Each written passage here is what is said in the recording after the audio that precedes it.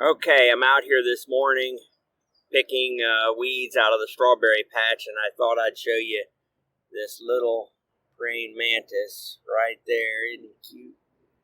So we'll see how they grow this year. Keep an eye on them. Out here picking strawberries. I'm picking weeds out of the strawberry patch. Just scooting along and pulling the baskets out, the buckets out of the way, and pulling weeds. Everybody have a great day. Good morning, everybody. I hope you enjoyed the first video on the little tiny praying mantis. I've seen a couple of them, so we'll get to watch them grow up. I'll do a couple of videos on them as I find them going along this year. So I'm down here at the rabbit cage, just going to do a little walkthrough just to check, see how everybody's doing. Make sure they've got water. That little one there, got a little one running around. So make sure they've got water. Make sure they've got their feed. One of the things I wanted to talk about this morning is I have two males, A and B, and one of them, his hind quarters, is not doing so well. He's old. He's just old. So we're going to keep him and see how he does for a little while longer, see if he's still a productive male. But when I was doing my walkthrough yesterday, I happened to look in his ear. If you look, you'll see a little bit of mites in his ear. Now, typically, the way you pick up a rabbit is you grab it by the scuff of its neck right there, just a big handful of skin and hair. And I usually take my hand and try to reach down and grab as much skin and hair as I can and pick them up like that. And then, like a kitten in a mama's mouth, they'll just let you carry them, and because they are wild, we're not taming them. They're not used to being held and petted. Now this one he's sore in his hind. I don't think he's actually broken his hind section, so I'm letting him rest. So I won't be able to hold the camera and hold him and spray the mite treatment in there. But this is apple cider vinegar and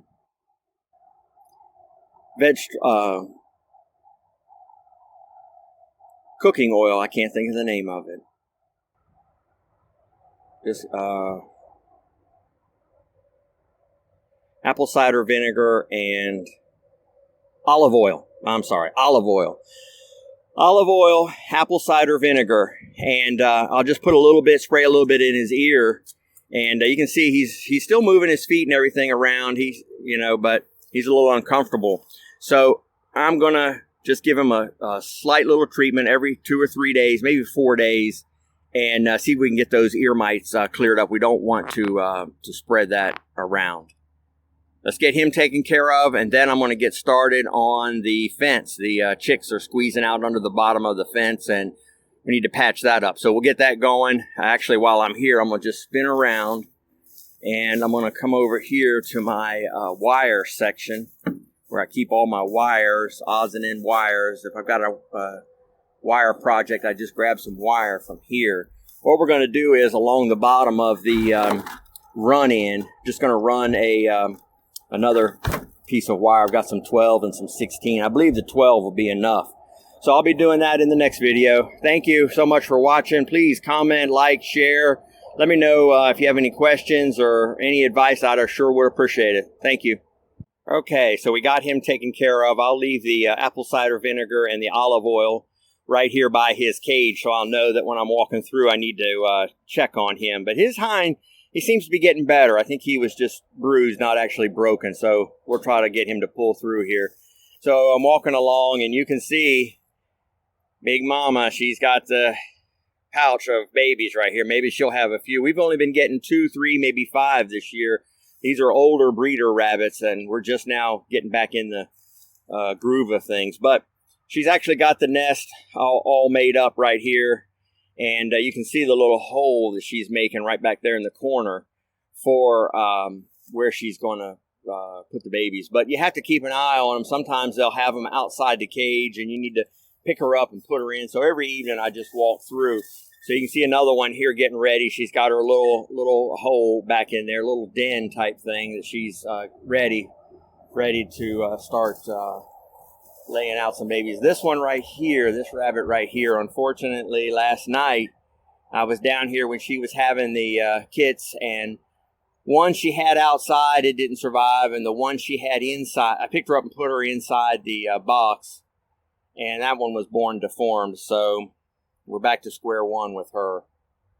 But just walking along, checking, just take a quick walk through each morning, see what's going on, help them out. Sometimes they get hung up or unforeseen problems happen, that is for sure. So here again, vigilance on the farm, taking care of the animals.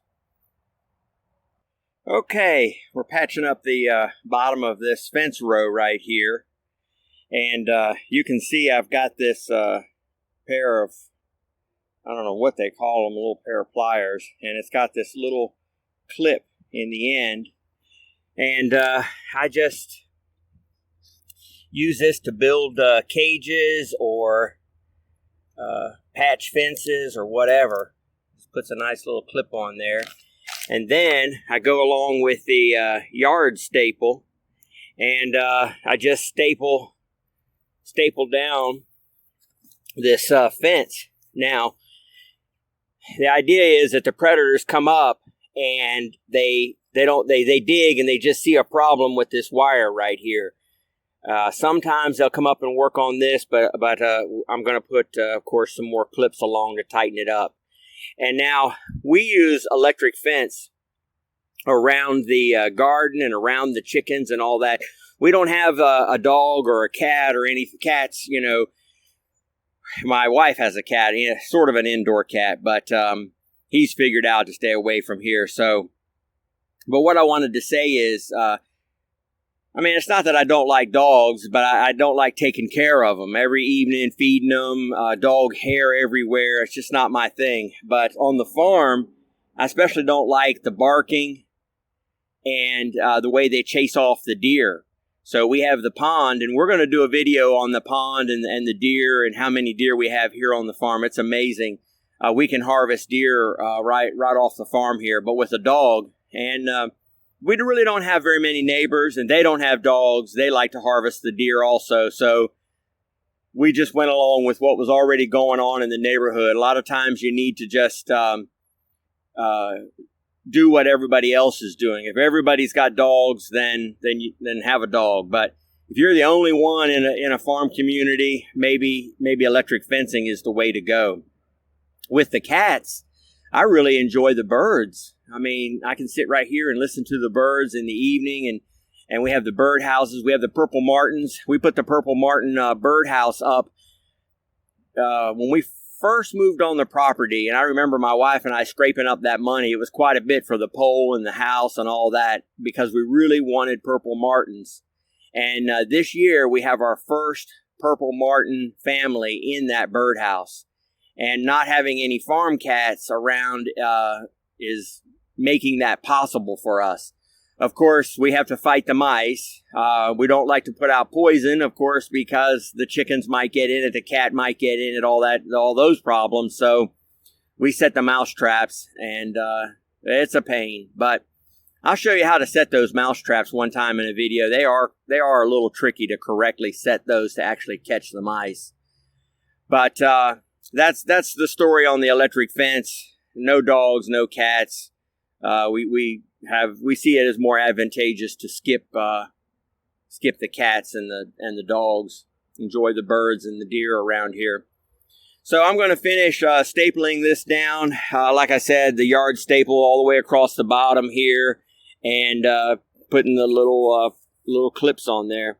Appreciate y'all watching. Let's see what we get into next. It's almost lunchtime. Okay, we've got a little bit until lunch, so I wanted to show you that I got the bottom of that fence line all done. And I wanted to point out right there, that box, that is my black soldier fly. box for the chickens. So we put the rabbit manure in there and the black soldier flies, and we'll do a video on that here real soon. Video on that real soon. But for right now, we've got this wire all the way along. This is a little bit wet right through here when during April, May, June, 1st of June. It's wet through here, but so the bottom of the fence rots out. So every 5 or 6 years, I just replace the bottom of it right there.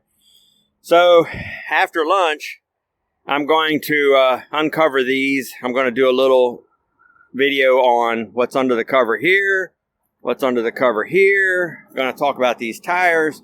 But first of all, I'm going to get this mess cleaned up in here. It might take a few minutes, but I'm going to get all of this put away and cleaned up so that we can do some projects here. Let's get some lunch, and we'll videotape afterwards. Thanks for watching. Please comment, share, like. Let me know what you think. Appreciate your advice.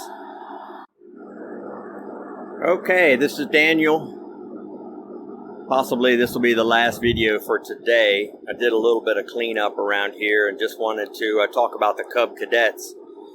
And you can see that I keep all the screws and bolts, everything organized around here. I like I said earlier, I go to yard sales, I grab boxes of pipe fittings, nails, screws, which is the way to go. You can just get them so cheap. A box of screws at Home Depot can cost you $25, where if you just have a little bit of organization. Of course, I keep all the parts of the different cars up here. I've got it organized by cleaning supplies, tools, all these little... being organized is the only way to get anything done. I spend a lot of time putting things away, getting things out, but I don't run to the hardware store very often, and I can usually do things fairly inexpensive. So that's just an encouragement there on that. So let's come over here. We're going to talk about the Cub Cadets. So I mentioned earlier that we had these Cub Cadets out here, and I had them covered up. One of the things I wanted to say is I use the battery tenders. I keep the battery tenders plugged in, mainly during the winter, so that when springtime comes around, you don't have to go around and buy new batteries for everything. So take care of what you have. Battery tenders, when we turn them off here at the PEC valve. We just tighten it up and cut the gas off so that it'll run down. The gas will run down and run out of the carburetor. That way you don't get any sticky carburetor residue. Another big secret to keeping your carburetors lasting for a long time on small engines around the farm is to get the non-ethanol gasoline. You just have to hunt out gas stations in your area that sell non-ethanol gasoline. Here in this area, it's the Wawa. So be sure and run non-ethanol gasoline through your small engines, and to put stabilizer in the gasoline. That will give you incredible long life on your carburetors, especially your chainsaws and things like that. This first Cub Cadet right here is the hydrostatic transmission. So what that means is you just have a lever right here that you can pull for forward or reverse, or increase your speed or decrease your speed, which is ideal for tilling. This tractor has the tiller box on the back of it. You can see it right there. And you can hook a tiller to this one. Fairly easy. It's all set. It's got the lift on it right here. Here's the tiller box. So this tractor here, of course, I've gone completely through both of these Cub Cadets. We use these daily. I really like these ribbed tires, these extra high ribs for sharp turning and for the width. This is the way to go for the front tires. And of course, the aggressive tractor tread there. I added an extra fan in there. Probably doesn't need it, but it has the fan for the hydrostatic transmission in the back. And this is a dual port hydrostatic transmission. You really, when you're looking to buy one of these, get the hydrostatic dual port, so that you've got hydraulic lines coming off of the transmission to run your lift on your mower, and run your hydraulic lift in the back for your tiller and your plow and all those type of things. You do not want to be manually trying to lift that plow and that tiller. You can probably lift the mower manually, but pulling that plow up is next to impossible. So dual port hydrostatic transmission is the way to go on these tractors. Now, I bought these and completely went through them. I paid anywhere from $100 to $400 a piece for these tractors. I think I have 5 or 6 of them, and I went completely through them. But that doesn't mean that you have to be super mechanically inclined to build one of these. Buy one that's already done is probably much cheaper. And the hydrostatic is the way to go if you're going to be plowing and tilling. Now, if you're going to go with the manual, like this one is the manual transmission, my wife prefers this one to mow with. And I updated and fitted this. This is a 1200 series mule hanger right here. So I cut it and fitted it to hang the updated mower deck, similar to this one. So I have the exact same mower deck on both of them. So it uses the same blades, belts, covers, all that kind of stuff is all the same. Both, I go with the 14 horsepower engine. So I've got 4 of the 14 horsepower engines that we use. And like I was saying, she prefers the manual. Now, if you're going to have the manual transmission and you want to till and plow and all that, you need the creeper gear. And the creeper gear cover is on this tractor, unfortunately. It should be on the other tractor. But that would be your creeper gear lever for your plowing and your tilling if you want a manual transmission. So there's a real cult following on these Cub Cadets. So, if you decide to get one, maintenance, parts are no problem at all. You can find parts everywhere for these things, and videos, and people will help you figure out whatever your problems are. I had a real problem with getting the governor on hers straightened out. So, and this has an aluminum transmission in it now. So lots of things that you can find and do on the internet with these. We really enjoy them. So I'm telling you all this and talking about the Cub Cadets today because I want to talk about these tires that we have here. I have 4 of these tires right here. And what I'm going to do is I'm going to put dual tires on the back of this Cub Cadet right here. So the tires with no chains will be on the inside and the chains will be on the outside. So I could actually take the chains and extra tire off if I need to. This one looks like it might be low on air. Let's look and see. Nope, it's holding up fine. So what we're going to do is I totally cleaned out this hydrostatic transmission. Took the cover off of it, top, bottom, pulled the filter out of it, and cleaned it out completely, put fresh fluid in it. And so here's your dual port right here. This is what you need when you buy a Cub Cadet.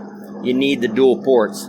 If you have any trouble with the transmission shifting, hesitant, not shifting at all, slow, whatever, pull these valves out right here and clean them up and loosen them up. This is a little push pin. This is a little push pin. Be careful with it. Just push it. Push the ball bearings back and forth, lubricate them up, and put them back in. That is probably 99% of the time that's the problem. If you still can't get the valves to work, there is a guy online that'll rebuild them. I think it's $40 or $50, and he'll take care of that for you. So here's the fan that I was talking about on the other one that you can actually see. You have to have this in here. It cools the hydrostatic transmission. And here's the lift. I just put that on. This is for the plow. So we'll probably use this for plowing and the other one for tilling because the other one, the tiller box is in the way. And I use this one for hauling things around the yard. with the extra hitch. I adjusted the brakes and things like that. And there again, I've put these 5-rib tires on here. Now, you can get the ones that the ribs aren't so high, but I definitely recommend these 3/8 looks like depth ribs for making a U-turn in the garden and just all around the farm type use. So let me show you how these tires are going to go in here. Next week is you know how I like to make lists of everything, what I'm doing, where I'm at. I like to group things together so that when I get the welder out, I do all my welding. So next week is get the welding done around here. So what I'm going to do is I'm going to weld these 2 lugs together. These are the lugs for the rear tires. So I'll put the first tire on, and then I'll put these lugs in, and then I will put the spacer on right there like that, and use these nuts that'll go on to this lug right here, and then I'll be able to put the next tire on, which will have the chains, and then I have another lug to hold that tire on, and that'll give me the dual tires in the back. But this is one of the welding projects, and I need to get this tractor out of here because I've got the Toyota running now, and I need to get it out of here so we can, this summertime I need to have room to get projects in here and out. So that's going to be top priority. I want to show you some of the other. I'm going to turn this fan off so you can hear me. But I've got another Cub Cadet back here, and I plan to redo this one. It's got the standard transmission in it right now, and I don't know if it's one of those things. It's a 14 horsepower. I've never actually heard it run, but I've stripped parts off of it to get the other 3 going. So let's walk around out here. I want to show you where I keep a lot of the Cub Cadet stuff that I use here on the farm. So here we have 2 of the tillers, and I've gone through those and replaced, re-greased, repacked, and resealed, and put straightened out the tines, made sure I had good tines on both of them. These are a little worn down, but we can get a little tiny bit more life out of those. But this one here, I had another tiller, I think it was a Sears, and the tines fit off of it. So I was able to get a good set of tines on that. There's the lift for the 3-point lift for the plow. And that's the David Bradley. Now, I was heavy into David Bradley's for a while. That was going to be my plowing and disking that I was going to do around the farm, but I'm just getting too old to run that walk behind David Bradley plow, and the parts were just too old and too difficult. So moved on to the Cub Cadets. This is the Cub Cadet plow right here. I have one of those, and I've got a few spare mules over there. You need to have quite a few of those mules because they made mule hangers, because they made couple of different varieties, and you need to be able to rob springs and tensioners and all that off of those. So it takes 6 or 7 of those to get 1 or 2 good ones. And I have an extra deck right there. I don't.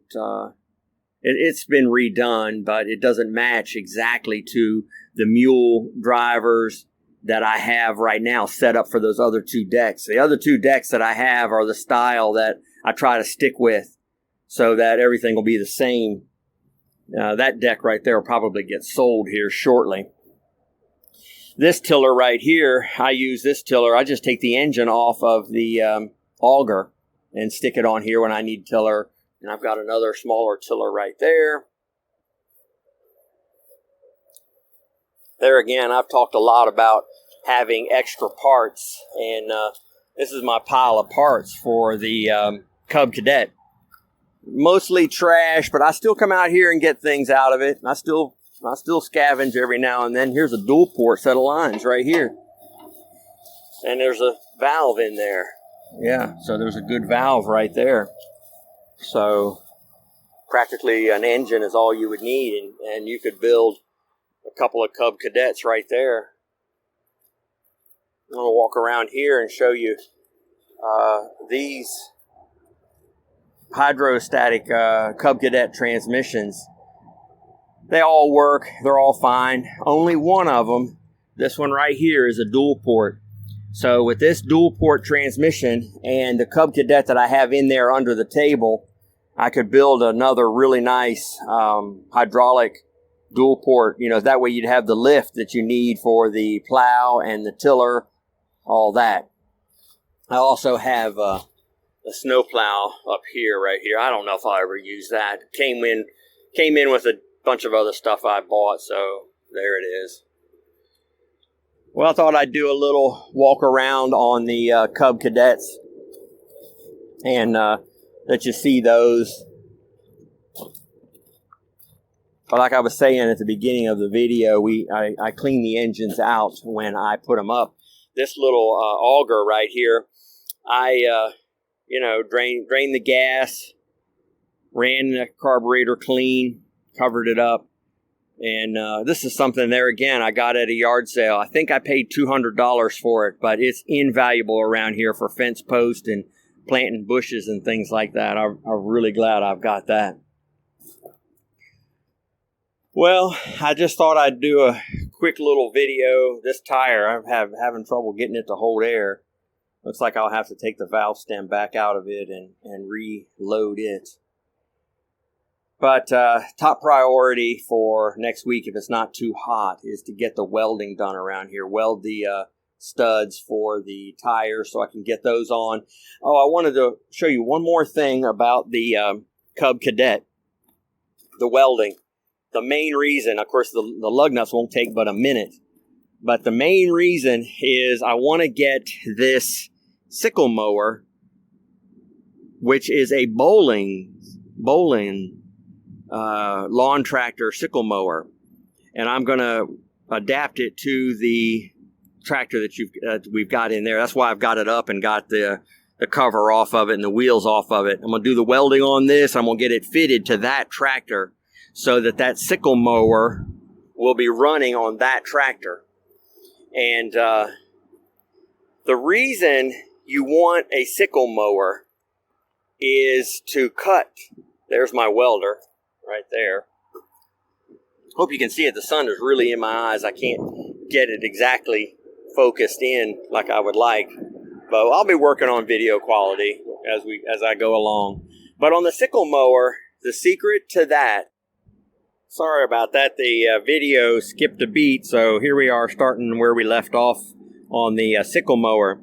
The reason I'm pressing in to try to get this sickle mower, and the reason I went with the Cub Cadet, is because it comes with a sickle mower.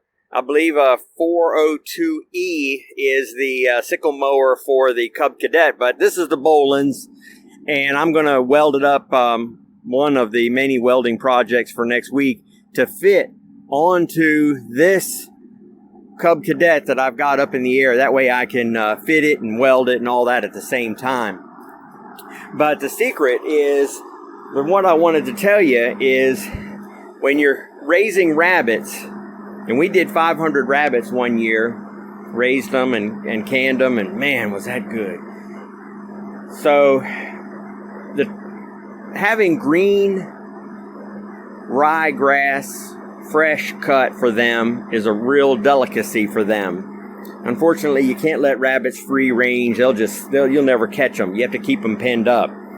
So I struggled with trying to figure out how to cut the grass. I bought all kinds of grass catchers, and I bought a sickle mower for the end of my weed eater, and I would sickle mow with that and then rake it up and put it in a wagon and drag it home. It was too much. So when I got into these Cub Cadets, because of the sickle mower attachment, but I haven't been able to find one to fit the Cub Cadet, but I did find that Boland's one here locally. And the difference is, when you're mowing the grass, it mulches it. It cuts it into a million little slivers, and it starts to decay right away. and the rabbits can't eat that. It's not, they can't digest it. So the sickle mower will go along and it will cut underneath and lay that rye right over on the ground. And you can cut, if you've got the sickle mower mounted on this will be like a spare tractor with a sickle mower mounted on it. I can go out there once a week, cut a little section, rake up a little section. This tractor will have the hitch on it and the sickle mower, and I'll be able to put the little trailer on it and just rake up a pile of rye grass, fresh cut for them. I'd love to find a rake that fits on the back of this Cub Cadet. I saw one get auctioned off online one time, went for $1,000. So that would have to be down the road. Right now I'll be raking it up by hand and putting it in the wagon and bringing it over and giving it to the rabbits. Now, I don't know if you can see from here, but each one of these green gates right here, we call these the FEMA camps. Each one of these is a small area for the rabbits to have inside there for the shade where they can grow out, little grow out areas. And this is a box. You can see the hinge, one there and one right there. It's got hinges and the lid opens up and you can put the grass down in there. And it's got like a cage and they'll eat on it and pull it out and consume it right out of there.